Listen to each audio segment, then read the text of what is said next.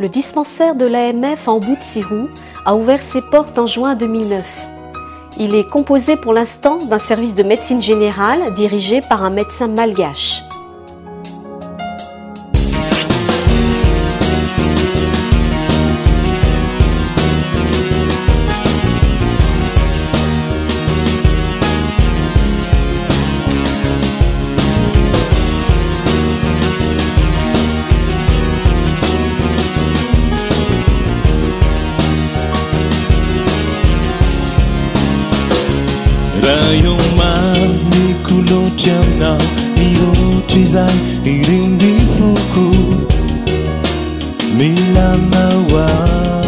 Avec du personnel malgache et expatrié, les malades peuvent venir tous les jours en consultation et reçoivent également les médicaments dont ils ont besoin.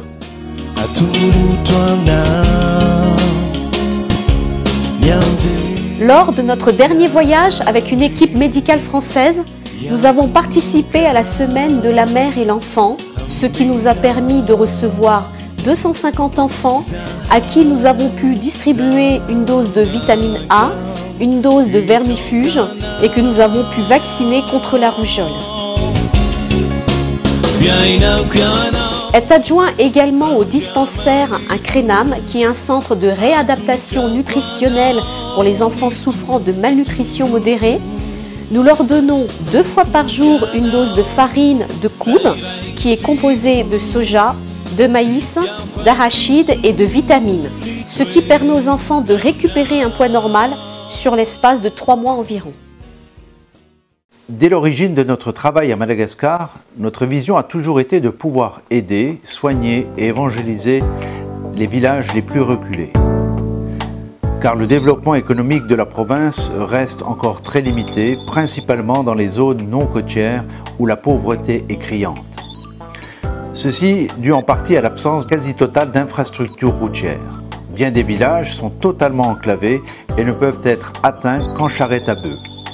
Les structures médicales sont inexistantes, la malnutrition et la maladie font des ravages. L'Évangile n'y est pas annoncé. C'est la raison pour laquelle, lors de notre dernier voyage, nous avons effectué un vol de reconnaissance afin de pouvoir localiser la zone où nous voulons démarrer ce travail pionnier. Je vous invite à la découvrir avec nous en quelques images.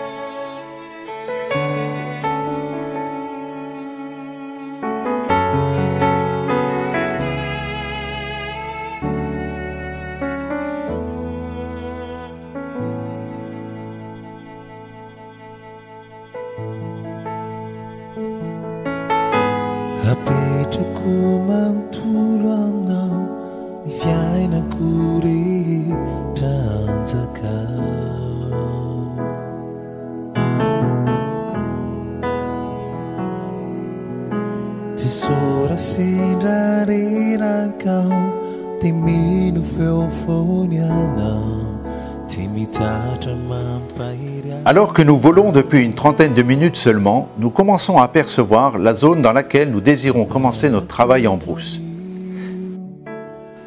C'est dans cette vallée précisément que nous voulons démarrer nos actions. Totalement isolée au cœur des montagnes, cette vallée est peuplée de villages où la population ne reçoit ni assistance médicale, ni aucun prédicateur de l'Évangile. Seuls les moyens aériens nous permettent d'atteindre dans des temps convenables ces régions.